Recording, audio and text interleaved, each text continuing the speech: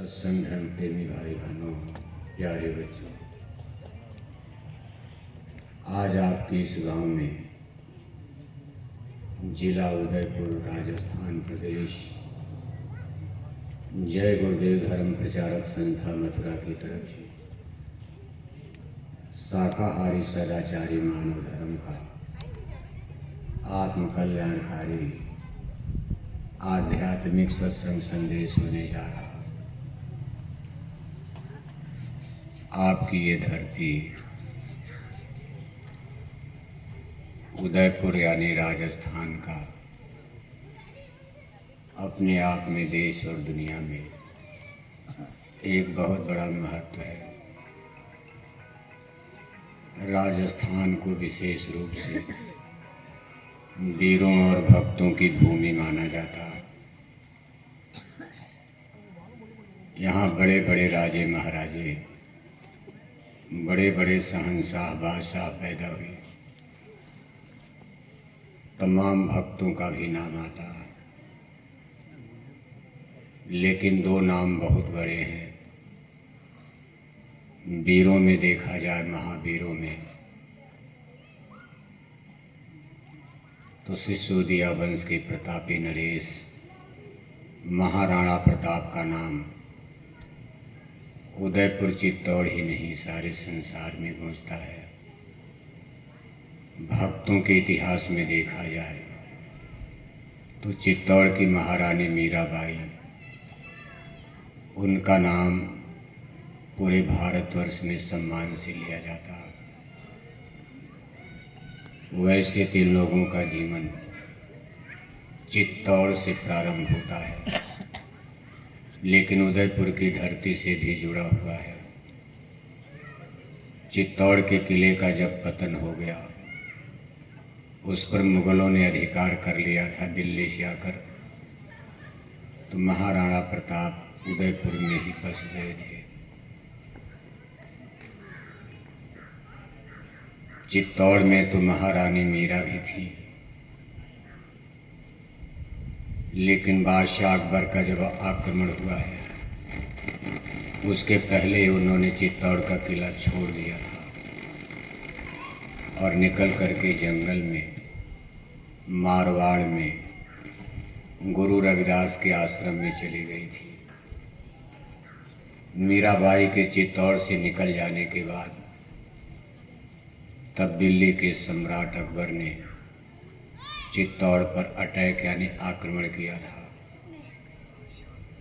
और ऐसा इतिहास बताता है कि मुगलों ने चित्तौड़ को जीत लिया था। 2-3 घंटे के अंदर 30,000 से ज़्यादा लोग, सिपाही जो मारे गए वो तो अलग था लड़ाई में, लेकिन जिस जनता ने वहाँ शरण लिया था किले में, अकबर ने क्रोध और गुस्से में उनके कत्लेआम का हुक्म दिया था। करीब 2 बजे दोपहर के बाद युद्ध खत्म हो गया था। और इसके बाद जब कत्लेआम मचा तो चित्तौड़ में शाम दिन डूबते डूबते करीब 30,000 लोग मारे गए थे। ये लोग मलट्टी सेना सिपाही नहीं थे, ये डर करके किले में शरण लिए थे। किसान थे, मजदूर थे, बूढ़े थे, बच्चे थे, जवान थे, औरतें थी। बादशाह अकबर को इतिहास में महान तो माना जाता, लेकिन उनके सिर पर एक बहुत बड़ा एक कलंक धब्बा लग गया। और आगे चलकर उन्होंने गलती को सुधार लिया, और जब तक वो दिल्ली में राजा रहे, लड़ाइयाँ तो बहुत लड़ते रहे, लड़े भी, तमाम हिंदू राजाओं को हराया भी, लेकिन फिर इस तरह से जनता का कत्लेआम उन्होंने दोबारा नहीं किया, लेकिन चित्तौड़ में किया गया था। इसके पहले चित्तौड़ के महल में मीराबाई, राणा संग्राम सिंह सांगा जी का नाम आप सुनते हो, ये उनकी पुत्र वधू यानी बहू थी। मेड़ता यानी नागौर में इनका जन्म हुआ था,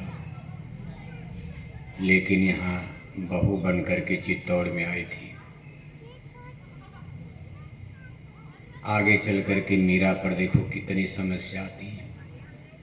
ये बात इसलिए समझने लायक है कि भक्तों को जो भगवान के भजन में लगते हैं कितनी तकलीफें आती हैं, लेकिन वो लोग कैसे इससे संघर्ष करते हैं, कैसे इसको झेल लेते हैं, इसका बहुत बड़ा उदाहरण दृष्टांत मीराबाई के इतिहास से हमको आपको सीखना चाहिए। मीराबाई चित्तौड़ के महल में महारानी बनकर आई, लेकिन समय देखो करवट ले लिया। मीराबाई पर मुसीबत ही मुसीबत आने लगी। उनके एक भी संतान नहीं, अभी कोई पुत्र नहीं था।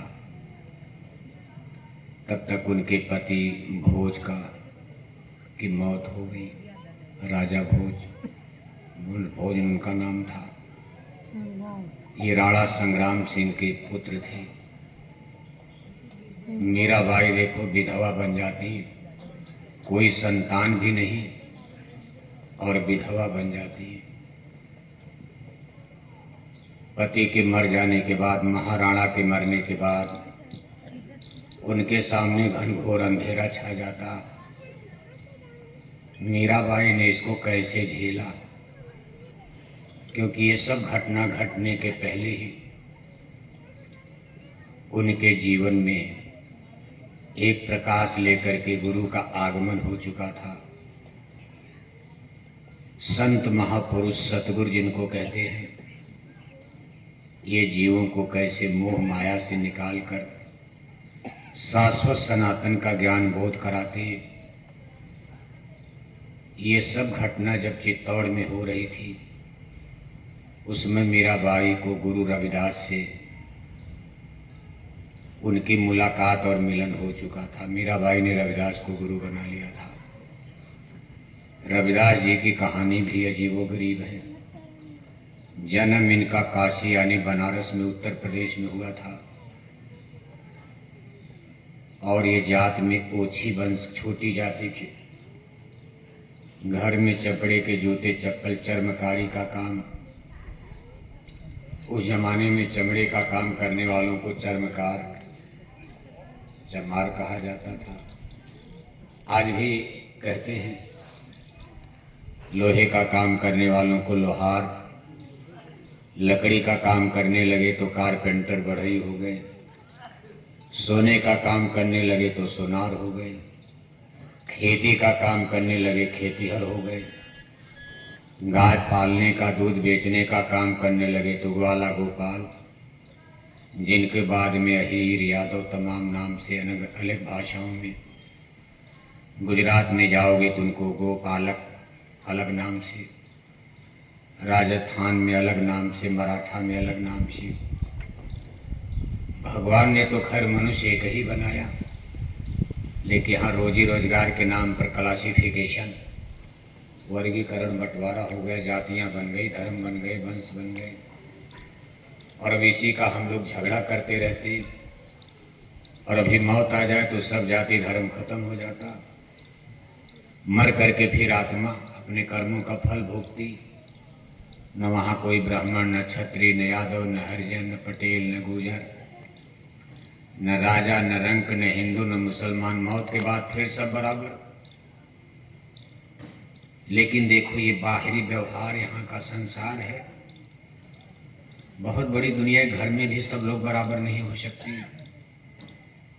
मान लो आप घर में 4 भाई हो, 5 भाई हो, एक भाई पढ़ लिख कर कलेक्टर बन गया और एक भाई नहीं पढ़ पाया, चपरासी नहीं बन पाया। वो मेहनत मजदूरी से किसानी का, खेती का काम करके गुजर कर रहा।